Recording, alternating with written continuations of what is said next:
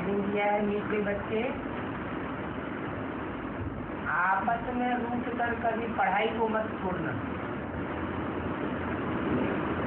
पढ़ाई छोड़ना माना बाप को छोड़ना। ओम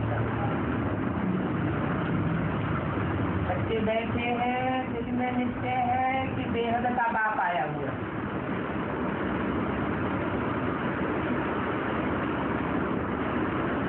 बेहद का वर्षा देते हैं।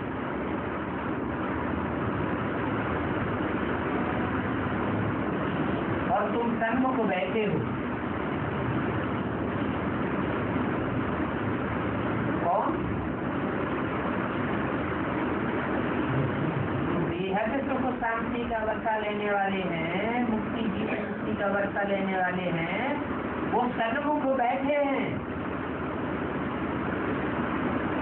जानते हो वो सब आत्माओं का बाप है।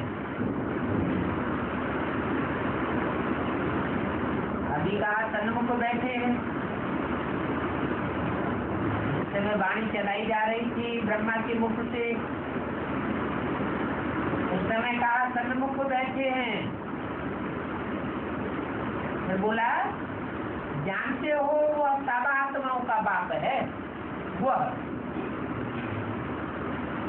फिर वह करके दूर क्यों बोल दिया? आने वाला बाप। हाँ, भविष्य में आने वाले बाप के पार्ट की तरफ इशारा दिया। जो मुक्ति जीवन मुक्ति का वर्षा देने वाला बाप है, तो भविष्य के लिए जब इशारा दिया तो ऐसे क्यों कहा तुम सन्मुख बैठे हो? वापसी पार नहीं है तो वापसी पार नहीं है। वापसी पार नहीं था तो सन्मुख कैसे बैठे हो? किसके सन्मुख बैठे हो? मैं जिस समय बोला तुम सन्मुख बैठे हो तो इमर्ज करके बोला हुआ सब आत्माओं का बाप है। इस शरीर द्वारा समझाए कल्प कल्प ऐसे ही समझाते हैं। समझाते किस शरीर द्वारा है? इस शरीर द्वारा। इस माना ब्रह्मा के शरीर के द्वारा। और कल्प कल्प ऐसे ही समझाते हैं और फिर वर्षा देते हैं। पहले क्या करते हैं?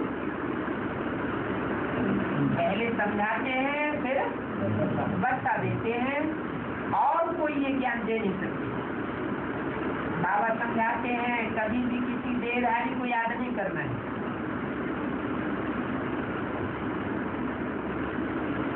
पांच तत्वों को भूत कहा जाता है, तो पांच तत्वों के शरीर को याद नहीं करना है। बल माया बहुत विघ्न डालती है परंतु हराना नहीं। सिवाय ये तो बाबा दूसरा न कोई। इस बाबा के शरीर साथ भी तुम्हारा लव नहीं होना चाहिए। क्यों? उसमें तो शिव बाप आया हुआ था।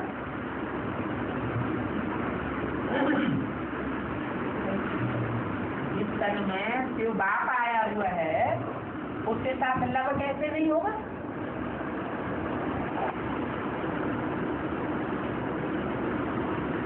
आत्मा बिगड़ शरीर की तो जड़बत होती है, शरीर में आती है तो चैतन्य कही जाती है। सुप्रीम सोल बाप दादा लेकर आज ब्रह्मा के तन में आया तो उसके साथ लव कैसे नहीं होगा? याद तो आएगा ना। नहीं होना चाहिए ये क्यों कहा?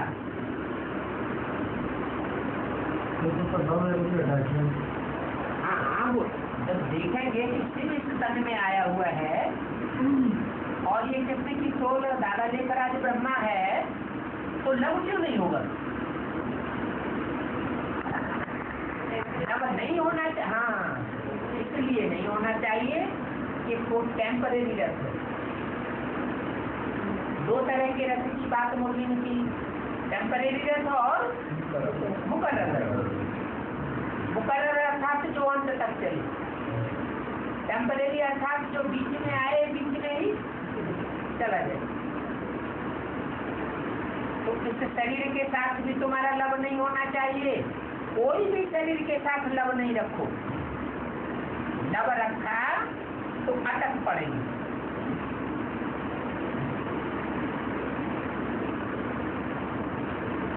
क्यों अटक पड़ेंगे? क्योंकि जो भी विनाशी शरीर हैं,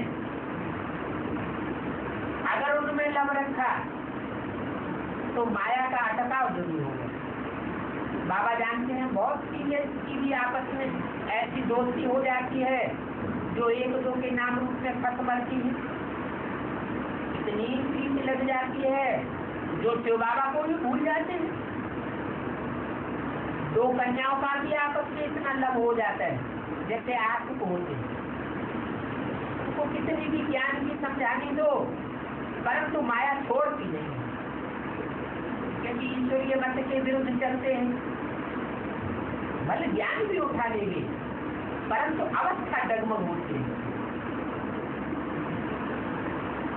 योग से जो विकर्म विनाश हो वो नहीं हो सकते, क्योंकि जहां अटैचमेंट होगा वो वाइब्रेशन जरूर काम करेंगे। ऐसे ऐसे बहुत हैं, बाबा उनका नाम नहीं लेते हैं। दूसरी बात, बाबा समझाते हैं कभी भी पढ़ाई नहीं छोड़ना। भले ब्राह्मणी से न बने तो भी बाबा को डायरेक्ट पत्र लिख सकते हैं।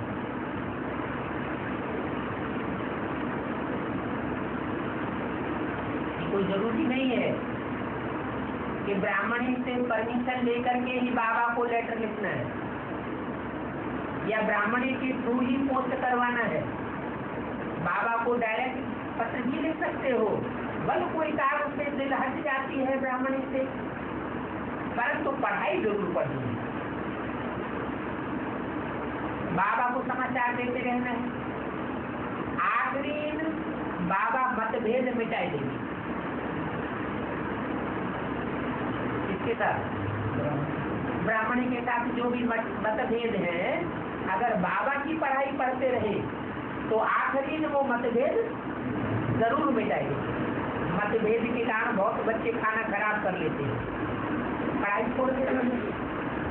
पढ़ाई कोई भी हालत में छोड़नी नहीं चाहिए।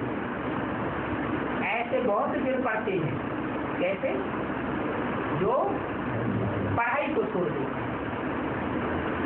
तो ब्राह्मणी से अनबन हो जाएगी तो पढ़ाई कैसे पढ़ेगी? माना बाबा की वाणी से प्यार जरूर करना है, बाबा की मुरली जरूर पढ़ना है कोई भी हालत में। बाबा का हमेशा कहना है कि कोई भी तकलीफ है, ब्राह्मणी की खिचपिट है, तो बाबा को पत्र लिख सकते हैं। और बाबा भी डायरेक्ट पत्र बच्चों को भेज सकते हैं। तीसरी बात, तुमको कोई से भी धर्मुई जगमुई की बातें सुननी नहीं है। क्या होता है? हाँ, व्यक्तिगत एक दूसरे से किसी की लड़ाई है, वो उसकी बुराई करता है, वो उसकी बुराई करता है, ग्लानि करता है या करती है, तो उन व्यक्तिगत बातों में नहीं जाना है। एक बात की ही सुननी है। बाप फिर भी बच्चों को सावधान करते हैं। बहुत हैं जो देह अभिमान की बीमारी में रोगी हो मरते हैं। बच्चों को फरमान है हमेशा बाप को याद करते रहो, उसकी ही महिमा करते रहो। दूसरा, शिव बाबा से कभी की पति दुनिया को पावन शिष्टाचार बनाना ही है। ये भी तुम नहीं जानते हो। कई बच्चे हैं जो 8-6 मास तो पत्र नहीं लिखते। लौकिक बाप को अगर बच्चा चिट्ठी न लिखे तो बाप को इधर हो जाता है, पता नहीं क्या बात है। इस बात को भी ख्याल रहता है, क्योंकि बाबा जानते हैं माया बड़ी दुस्तर है। कहाँ बच्चों को मार न डाले अथवा बीमार न कर देवे। अगर पत्र नहीं लिखते हैं तो समझाया जाता है कि माया का जोर से थप्पड़ लगा, इसलिए बोलने में समझाया जाता है। तकदीर में नहीं है तो अपने ही धंधे में लग जाते हैं। कोई तो एक दो के नाम रूप में ऐसे फंसते हैं जैसे आशिक और मासूम, फिर मम्मा बाबा को भी याद नहीं करते। एक दो को याद करते रहते हैं। ये सब विघ्न माया डालती है। कोई की तकदीर में नहीं है तो कितना भी बाबा समझाए कि वाहियात बातें न करो, फिर भी करते रहते हैं। कोई अज्ञान में जीवन कहानी लिखते हैं। हमको थोड़ी जीवन कहानी आदि बनानी है। जगह अज्ञान काल की जीवन कहानी आदि से हमारा कोई कनेक्शन नहीं होना चाहिए। हमको बाबा के सिवाय किसी को याद नहीं करना। जीवन कहानी भी अगर बनाए तो किसकी, वो भी लौकिक दुनिया की नहीं। नेहरू मरा तो उनको कितना याद करते हैं। तुम भी ऐसे याद करो तो बाकी तुम्हारे और उनमें कोई फर्क क्या रहा। ज्ञान मार्ग में बड़ी समझ चाहिए। जब तक शिव बाबा से योग नहीं है तो बुद्धि का ताला नहीं खुलता है, सर्विस भी नहीं कर सकते। सर्विस कब होगी? शिव बाबा से प्रीति बुद्धि होंगे तो सर्विस भी होगी।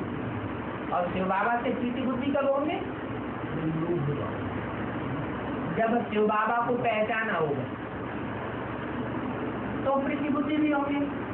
पहचाना ही नहीं होगा तो प्रीति बुद्धि भी नहीं हो सकती, और प्रीति बुद्धि नहीं हो सकते तो सर्विस भी नहीं कर सकते। बात भ्रष्ट कर लेते। इसलिए बाबा सावधान कर देते हैं कि कोई भी मतभेद हो तो बाबा को लिखो। सभी 16 कला संपूर्ण तो नहीं बने।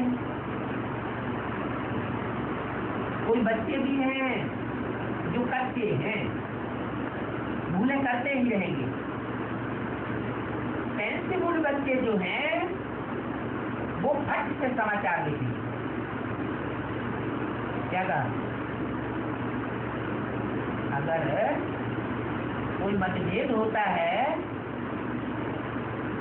तो ये नहीं कि उस मतभेद को छुपाए ले लें। वो बच्चे कैसे हो गए? नॉनसेंस हो गए। मतभेद को बाबा के पास पहुंचाना है। फट से समाचार लिखें। कोई देखते हैं कि फलाने में अभी तक क्रोध है तो उनसे दिल हट जाती है। दिल हट जाती है तो फिर घर बैठ जाते हैं। कोई ब्राह्मणी भी कह देती है कि तुम इस सेंटर पर मत आओ,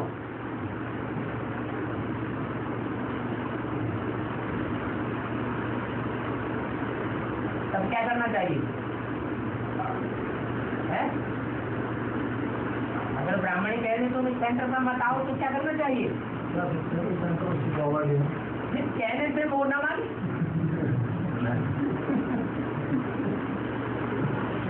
अगर यही बात उसकी बुद्धि हो कि शिव बाबा का सेंटर है तो वो मना ही क्यों करे? तब क्या करना चाहिए? अरे अभी तो बताया, डायरेक्ट बाबा को पत्र लिखो। बाबा को सर्विस समाचार देना चाहिए। बाबा खुश होगा कि बच्चा सर्विस समाचार देता है। बाबा आज फलाने को समझाया कि परमपिता परमात्मा से तुम्हारा क्या संबंध है। बाबा स्वर्ग का वर्षा देते हैं। 5000 वर्ष पहले भी दिया था। ये लक्ष्मी नारायण के चित्र खड़े हैं, इनको वर्षा दिया था। आते रहते हैं, कभी कोई देखे कि इस कारण जिस तरह सोती है तो फौरन समाचार देना चाहिए।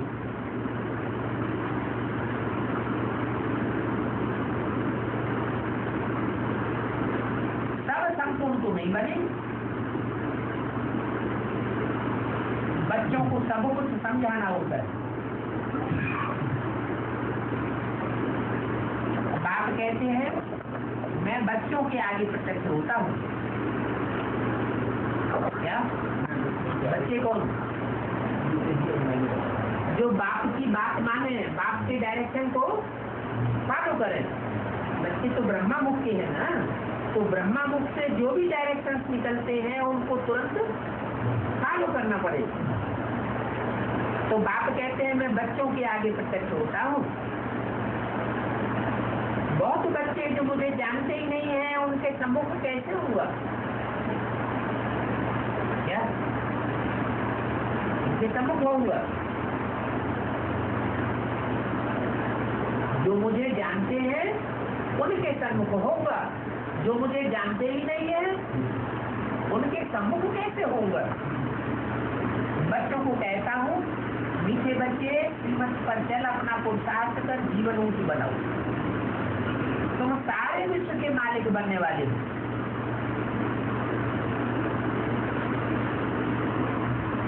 जितना जाति मुझे याद करेंगे उतना ऊंची पद पाएंगे। इसमें खर्चे की कोई बात नहीं है। सिर्फ एजुकेशन है, जिसकी तकदीर में है वो पक्के हो जाते हैं। माया ऐसी है जो 6-8 वर्ष वाले को भी देखो वो आज है नहीं, बाप से नहीं रूठते हैं परंतु ब्राह्मणियों से रूठ जाते हैं। बाबा भी यहाँ बैठा है, जो बाबा से रूठता तो खत्म हो जाएगा। बाबा की सिवाय मुरली कैसे सुनेगी?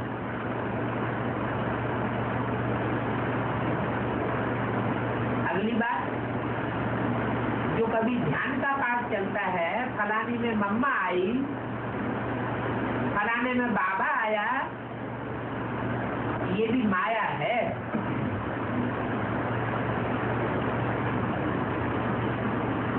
बहुत खबरदारी से चलना है। बात कैसे करते हैं देखना है, उससे समझ सकते हैं इनमें मम्मा आया, मम्मा आई या बाबा आया, आया या नहीं आया।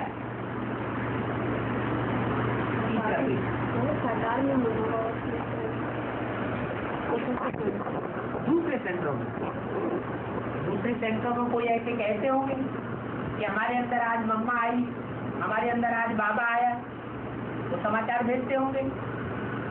बाबा ने बताया कोई में भूत आ जाता है, फिर कहते हैं शिव बाबा आया, मुरली चलाते हैं। ये सब माया बेहन डालती है। बहुत ट्रेटर निकल पड़ते हैं। सबसे ज्यादा ट्रेटर कहाँ निकले हुए हैं? ढेर सारे भगवान के पाठ चल रहे हैं,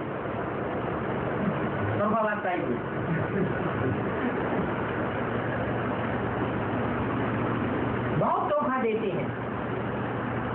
इन सब बातों से बहुत संभाल करनी है। पढ़ाई पर पूरा ध्यान देना है,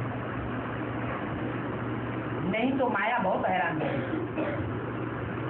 ये जो डुप्लीकेट पार्ट निकलेंगे इनमें भी फंसेंगे कौन? तो पढ़ाई पर पूरा ध्यान नहीं देंगे तो बातों को टैली नहीं कर पाएंगे।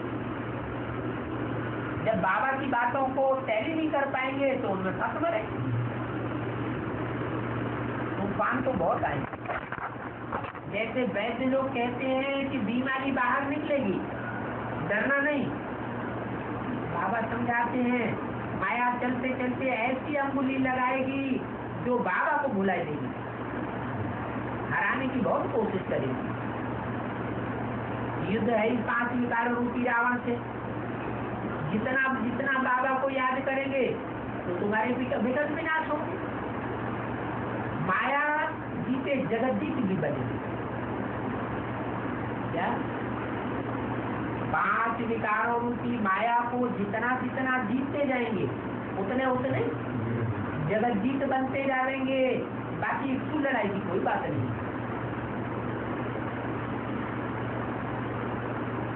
योग बल से ही विश्व की राजाई मिल सकती है।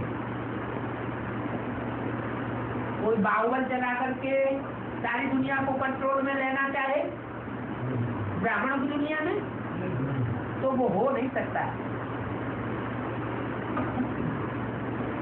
इस समय योग बल भी है और इस समय बाहुबल भी है। क्या कहा? अगर महाभारत युद्ध है तो कौरवों का बाहुबल है और पांडवों का योग बल है। अगर रामायण का युद्ध है तो राम रावण का युद्ध होता है, तो रावण बाहुबल दिखाएगा और राम का योग बल होगा। देवासुर संग्राम है तो देवताओं का योग बल होगा, नीति बुद्धि होंगे, और असुरों का बाहुबल चलेगा। ये क्रिश्चियन दोनों अगर मिल जाएं तो विश्व के मालिक बन सकते हैं। दोनों कौन सी बाबा? रूस और अमेरिका लौकिक दुनिया में बाबा ने बात अंदर भी है। वहां उस दुनिया में होंगे तो यहाँ इन ब्राह्मणों की दुनिया में आधारभूत और बीजरूप आत्माओं में वो क्रिश्चियन के आधारभूत और बीजरूप नहीं होंगे। उनमें भी 2 छेड़े होते हैं। एक नास्तिक वर्ग जो बाइबल को भी नहीं मानता, गिरजाघरों को नहीं मानता, और दूसरा वो जो बाइबल को मानते हैं, गिरजाघरों में जाते हैं, बीज रूप में भी होते हैं। तो ये दोनों क्रिश्चियन अगर मिल जाएं तो विश्व के मालिक बन सकते हैं। इतनी ताकत है इनमें, परंतु ये ला नहीं है। एक कहानी भी है 2 बिल्लों की। कृष्ण को भी देखो कैसे हाथ में गोला दिखाया है। तो तुम्हारी याद कायम रहनी चाहिए। कोई भी कारण से पढ़ाई नहीं छोड़नी चाहिए। विघ्न तो जरूर पड़ेगी। कौन से विघ्न? पढ़ाई को छुड़वाने वाले विघ्न भी पड़ेंगे। ब्राह्मणियां कह देंगी हमारे सेंटर पर मत आओ, तो विघ्न तो पड़ गया ना पढ़ाई में। लेकिन बाबा क्या कहते हैं? डायरेक्ट बाबा से कनेक्शन करो, पढ़ाई न छोड़ो। तो तुम्हारी याद कायम रहनी चाहिए। माया ऐसी है जो माथा मूड लेती है और हाथ फेल कर देती है। इसलिए बाप कहते हैं और सब बातों को छोड़ माँ में कब याद करो।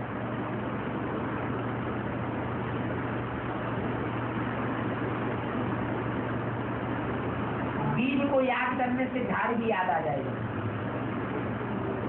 क्या कहा? बीज को याद करने से झाड़ भी आ जाएगा। बीज कौन है? नहीं, बीज है राम बाप। हाँ, प्रजापिता है। जीवों को बीज नहीं कहेंगे झाड़ का। बीज को कहा जाता है क्रिएटर। जीव ज्योति बिंदु क्रिएट थोड़ा ही किया जाता, वो तो है ही है। बीज को याद करने से झाड़ भी याद आ जाएगा, क्योंकि बीज में सारा झाड़ समाया हुआ है। कौन सा झाड़?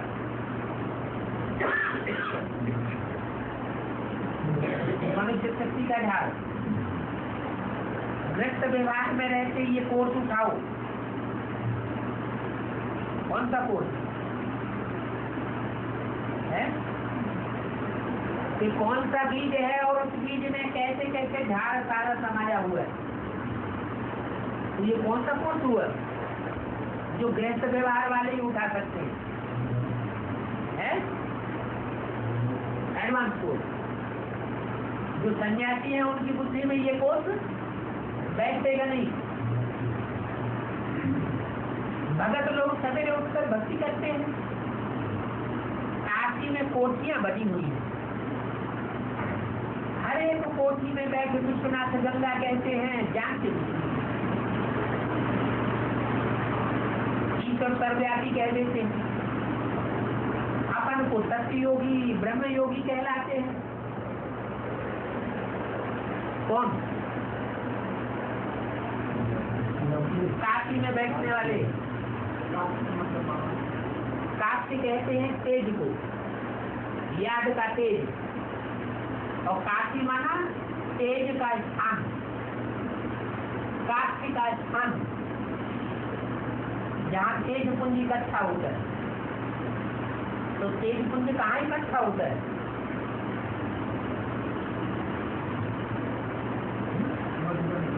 मधुबन में, जहाँ मधुसूदन डायरेक्ट कार्य करता है, तो वहाँ याद का जो जौहर है वो वहाँ इकट्ठा होता है। चारों तरफ से आत्माएं आती हैं, वहां से लेकर के जाती हैं। याद उनकी वहां समाई हुई होती है। फिर जिसको याद करते हैं उसके साथ साथ उसका स्थान भी याद आता है। कोई व्यक्ति को याद करेंगे तो उस व्यक्ति को कहाँ याद करेंगे? कोई स्थान तो याद आएगा ना। तो ऐसे ही बाबा का जो मधुबन है वो मधुबन जरूर याद आता है। इसलिए अव्यक्तवाणी में क्या बोला? अपनी बुद्धि को कहाँ ले जाओ? मधुबन में ले जाओ।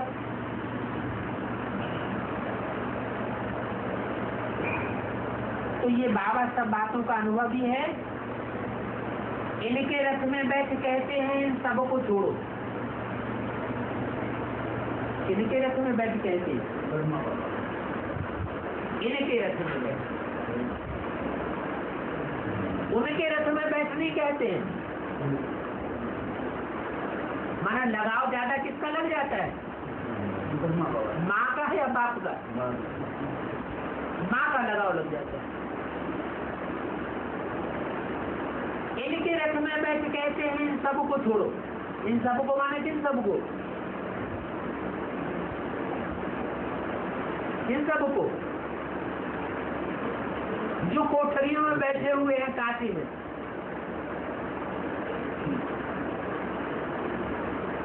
ये बहुत खतरनाक है। इन सबको छोड़ो, इनसे बुद्धि का अटैचमेंट न लगाओ। अगर इनसे बुद्धि का अटैचमेंट लगाया तो ये क्या करेंगे? तुम्हारा भी हार्ट फेल कर देंगे। क्योंकि हार्ट फेल की बात आई ना। इन सबको छोड़ो, बाकी तो सब खिलौने बना दिए। विष्णु का, शंकर का, कृष्ण का खिलौना बनाए, बैठ उनकी पूजा करते रहते, जानते किसी को भी नहीं, और पूजा में खर्चा भी बहुत करते हैं। पत्थर की मूर्ति बनाए उनको संगारते रहते हैं। साहूकार तो जेवर भी पहनाते हैं। यहाँ नहीं करते हैं। पत्थर की जड़ मूर्ति कहो या ट्रांसलाइट की जड़ मूर्ति कहो, वो जड़ मूर्ति नहीं है क्या? साहूकार तो जेवर भी पहनाते हैं। ये तो तुम जानते हो, भक्ति में जो कुछ भावना से करते हैं उसका फल कुछ न कुछ हम दे ही देते हैं। दूसरे जन्म में अच्छा भगत बन जाते हैं। कोई धन दान करते हैं तो धनवान के घर में बहुत दान करते हैं तो राजा ही घर में जन्म मिलता है। फिर भी इस दुनिया में सदा के लिए सुख तो किसी को है नहीं। इस दुनिया में ये द्वापर कली की जो दुनिया है, इसमें सदा के लिए किसी को सुख नहीं हो सकता। इसलिए सन्यासी इस सुख को मानते नहीं है। कौन सी दुनिया की सुख को? जो द्वापर युग की कलयुगी दुनिया है, इस क्षण सुख को मानते नहीं है, काग मिष्टा के समान समझते हैं। तो राजयोग को कैसे सिखलाएंगे? बाबा किसी क्लास ऊपर है? किसी क्लास ऊपर बोला सन्यासी इस सुख को मानते नहीं है। कौन सी इस दुनिया के सुख को मानते नहीं है, काग मिथ्या के समान समझते हैं। जैसे काग की निष्ठा होती है, कौआ क्या खाता है? रस खाता है। माना मनुष्य जो कुछ खाते हैं उसका रस मनुष्यों के अंदर चला गया। अब जो कुछ कचरा बचा वो कौए ने खा लिया, और कौए के खाए हुए में से भी जो निकला बाद में बचा हुआ वो उसकी विष्ठा कही जाती है। जो कुछ निचोड़ रह गया वो कौए ने खा लिया। तो कौआ जो हुआ वो लास्ट में बचा कुछ खाता है। आज समाजियों की गवर्नमेंट कब आती है? लास्ट में आती है या बीच में या पहले? लास्ट में आती है। तो कौन सा सुख खाते हैं? और राजाई का कौन सा सुख खाते हैं? लास्ट में बचा हुआ काग मिथ्या समान सुख खाते हैं। तो इस सुख में कुछ रखा नहीं है। तो राजयोग कैसे सिखलाएंगे? कौन?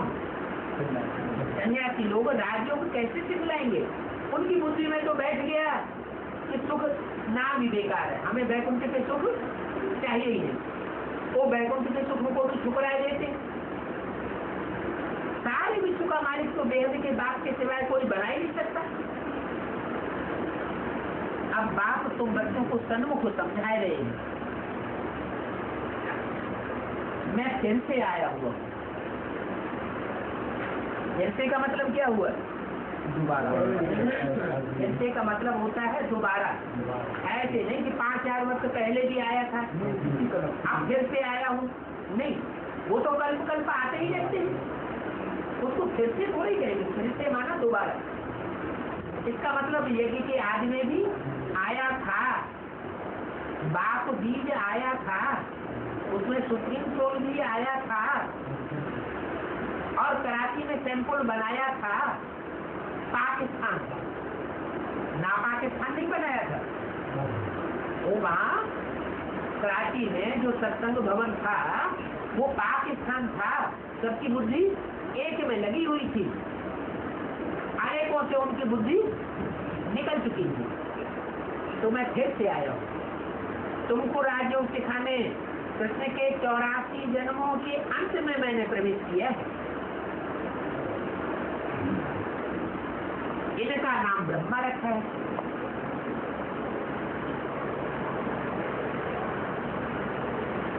कृष्ण के 84 जन्मों के अंत में मैंने प्रवेश किया है।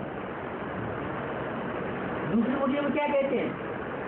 बहुत जन्मों के अंत के भी अंत में। ऐसे क्यों बोलते? बहुत जन्मों के अंत में भी अंत में मैंने प्रवेश किया है। इसलिए कहते हैं कि ब्रह्मा में दादा लेखराज ब्रह्मा में जब प्रवेश किया था वो तो बाद में प्रवेश हुआ,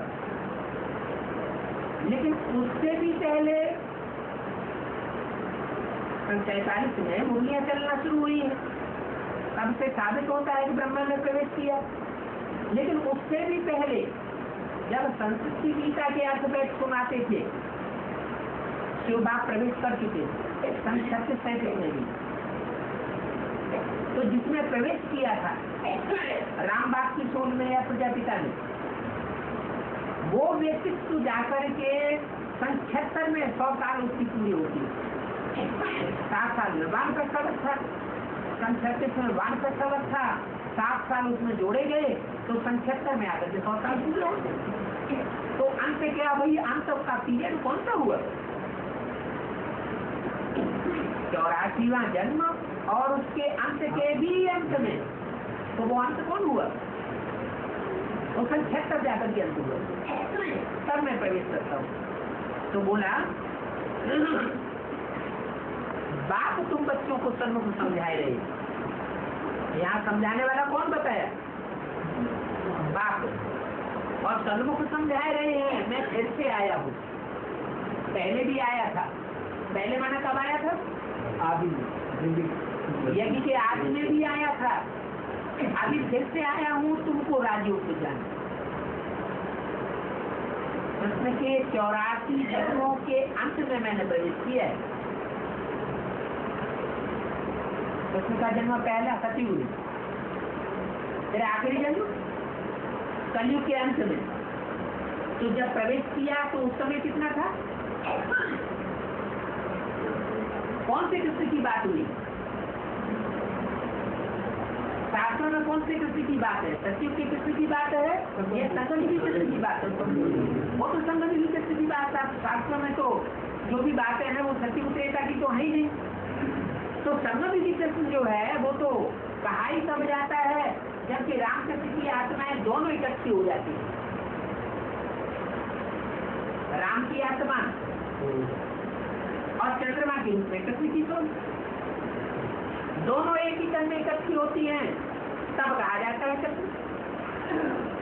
तो बोला कृष्ण के 84 जन्मों के अंत में मैंने प्रवेश किया है। इनका नाम रखा है ब्रह्मा।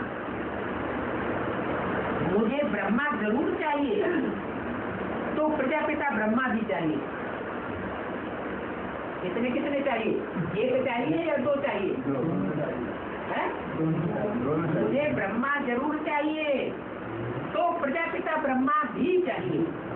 तो कितने हुए? दो ब्रह्मा हो गए, एक सिर्फ ब्रह्मा और दूसरा प्रजापिता ब्रह्मा। कैसे? एक सिर्फ ब्रह्मा कौन? दादा लेखराज को कहेंगे सिर्फ ब्रह्मा, उनको प्रजापिता नहीं कहेंगे। इसीलिए बाबा की बुद्धि में जब सन 65 में ये बात आ गई कि यज्ञ के आदि में जो व्यक्तित्व था वही हीरा था, तो बाबा ने वो पुराने 4 चित्र बनवाए थे साक्षात्कार से, उनमें प्रजापिता शब्द ऐड करवाया। झाड़ के चित्र में देखो ध्यान से, और त्रिमूर्ति की चित्र में ध्यान से देखो। इसमें ब्रह्मा कुमारी विश्वविद्यालय लिखा हुआ है, प्रजापिता शब्द नहीं है। क्योंकि ये चित्र जो है वो 65 से पहले ही सन 761 से बनवाई गई। उस समय बाबा की बुद्धि में प्रजापिता की बात नहीं आई, लेकिन 65 में जब मम्मा ने शरीर छोड़ दिया तो मम्मा तो यज्ञ की कंट्रोलर थी, बाबा को संभालती थी, यज्ञ को संभालती थी। मम्मा के शरीर छोड़ने के बाद बाबा को पता चल गया इस यज्ञ में सारे बीच चुके हैं। हीरा जो था वो यज्ञ के आदि नहीं था। वो पिता की बात बुद्धि में बैठ गई, जिससे बाबा को ज्ञान के साक्षात्कारों का रहस्य पता चला था, ज्ञान के बीज का पता चला था। तो बाबा ने इन चित्रों में सभी में और जितने भी ब्रह्मा कुमारी आश्रम थे उन सब के बोर्ड में प्रजापिता शब्द ऐड करवाया। उससे पहले प्रजापिता शब्द नहीं था। छोटी छोटी बुकलेट छपी हुई है, उसमें देखा जा सकता है। इन चित्रों में भी ये सामने लगे हुए इसमें देखा जा सकता है कि त्रिमूर्ति और झाड़ का जो पहले छपा था 65-66 से पहले, उसमें प्रजापिता शब्द नहीं है। और जो लक्ष्मी नारायण और सीढ़ी का चित्र जो 65-66 के समय बनाया गया है उसमें प्रजापिता शब्द ऐड हुआ पड़ा है। तो ये बताया कि मुझे ब्रह्मा भी चाहिए और प्रजापिता ब्रह्मा भी चाहिए, जिसमें प्रवेश करके मैं आऊं, नहीं तो कैसे आऊं? ये मेरा मुकर्रर रथ है। कौन सा? जो लास्ट में बोला प्रजापिता ब्रह्मा। कल्प इसमें ही आता हूँ, लिखा भी हुआ है ब्रह्मा द्वारा स्थापना करेगी नहीं। ब्राह्मणों की स्थापना तो ब्रह्मा द्वारा हो गई, लेकिन प्रजापिता ब्रह्मा तो क्या बोला? प्रजापिता ब्रह्मा, उसकी बात हो रही है। लिखा हुआ भी है ब्रह्मा द्वारा स्थापना किसकी? विष्णुपुरी। तो कौन से ब्रह्मा की द्वारा? 69 में तो ब्रह्मा ने शरीर छोड़ दिया, विष्णुपुरी कहाँ बनी? जब ये बात पूछी गई दीदी दादियों से तो उन्होंने कहा कि दीदी है लक्ष्मी और कुमार का दादी है नारायण। तो ये तो मेल फीमेल की पहले तो बात नहीं करती, और अगर भक्ति भी है तो दीदी ने पहले शरीर छोड़ दिया। तो लक्ष्मी नारायण क्या विधवा विधु होते हैं? वहां तो विधवा और विधु कोई बनता ही नहीं। तो लिखा हुआ है ब्रह्मा द्वारा स्थापना किसकी? विष्णुपुरी। तो जरूर कोई ब्रह्मा है ना जिसके द्वारा विष्णुपुरी की स्थापना होनी है। विष्णुपुरी माना लक्ष्मी नारायण प्रत्यक्ष हो जाए। अभी तुम भारत को विष्णुपुरी बनाए रहे हो, अभी तुम, यह नहीं कौन बोल रहा है? शिव की सोच बोल रही है। इसके बाजू में बैठ करके बोल रही है, ब्रह्मा के बाजू में बैठ करके बोल रही है तुम अभी तुम भारत को विष्णुपुरी बनाए रहे हो। तो वो माने कौन? जिन बच्चों को हिम्मत करके बाबा बात करते हैं, मुझे बोला मैं तुम बच्चों से बात करता हूँ, ये ब्रह्मा तो बीच में सुन लेता है।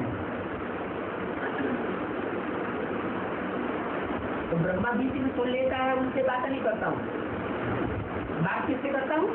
तुम बच्चों से। तो जिन बच्चों से बात की जाती है वो तो कार्य को संपन्न करने वाले, विष्णुपुरी की स्थापना का कार्य संपन्न होना। इसलिए बोला अभी तुम भारत को विष्णुपुरी बनाए रहे हो, दूसरे कोई इस बात को समझते नहीं है। क्या कहा?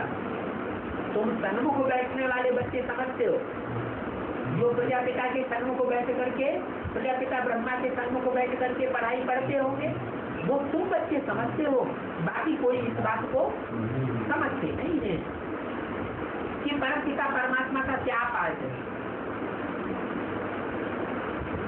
क्या पाठ है? कृष्ण जयंती मनाते हैं, नरक को स्वर्ग बनाने वाला बात है ना। कृष्ण की जयंती मनाते हैं, कृष्ण का जन्मदिन मनाते हैं, तो प्रैक्टिकल में जन्म हुआ होगा ना कृष्ण का, नहीं तो कैसे मनाते हैं?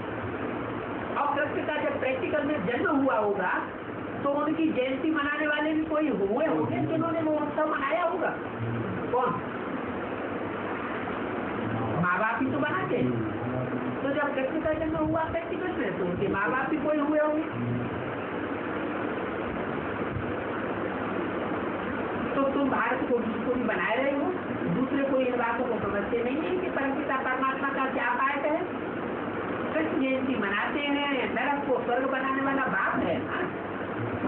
जो ब्राह्मण वन पूरा पुरुषार्थ करेंगे तो ब्राह्मण से देवता बनेंगे।